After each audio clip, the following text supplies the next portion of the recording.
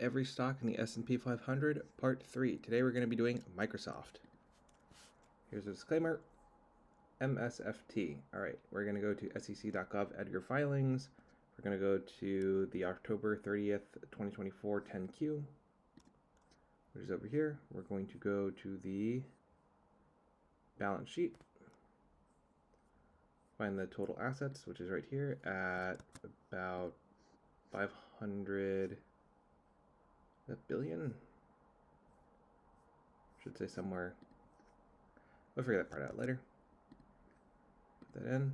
Next, we go to the goodwill, which is right over here. Wow, that's a lot. This is why it's important to put in the goodwill, because it's a contra asset.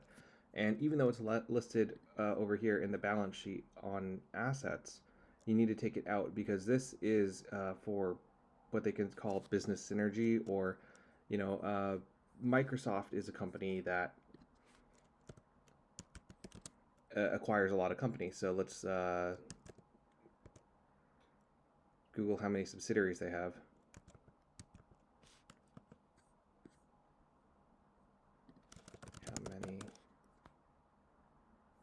They have over 250 acquisitions. So the M&A for Microsoft is quite large. They own companies, underneath them, like Activision Blizzard, they just acquired. They own Xbox. They own so much stuff. GitHub, I think, and yeah, GitHub, Activision Blizzard, Minecraft, Skype, LinkedIn. They own everything. Plus, they also have all their copycat type products, where they try to do their own Microsoft version of a thing. All right, so we have the assets, the goodwill, and liabilities. So this is technically a liability because it's the amount that they overpaid for something. So for net asset value, we get $168 billion. So that's what they're worth on net. Next, we'll go to net income, which is down here. Let's see, which is $24 billion.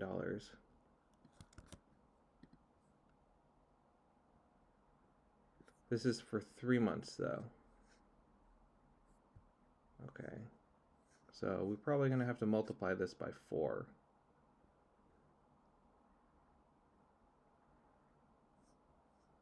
Yeah, we're probably going to have to multiply this number by 4.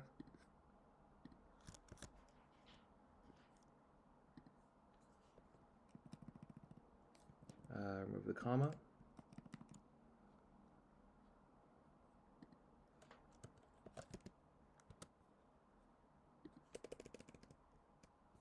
Multiply the number and then 4. Close it off.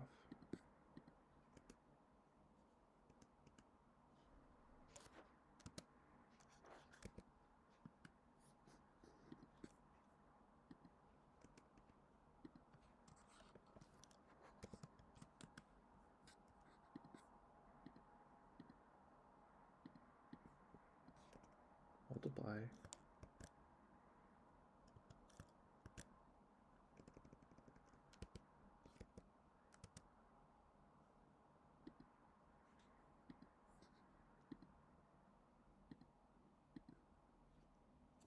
Oh, I see the issue. All right, there.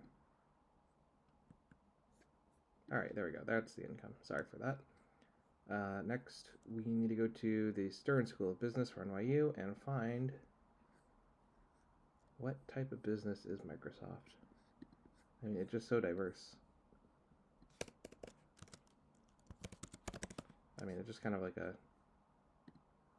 information technology sector. Okay, yeah, that makes sense. There we go. Let's go.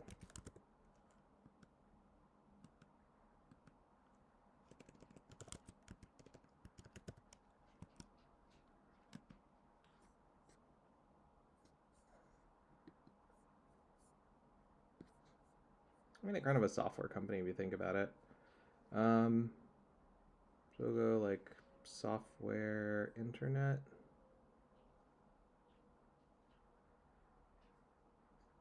That's a very large PE.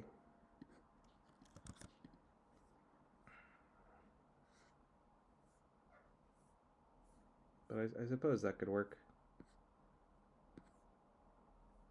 I'm just wondering if there are any other categories that might fit. But if that's what the website's giving us, I'll put that in.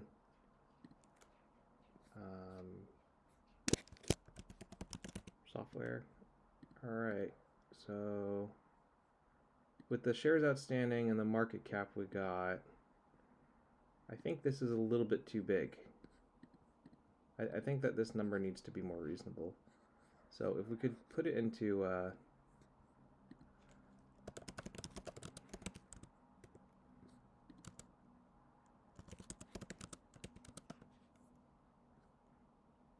right, we'll try 37.68.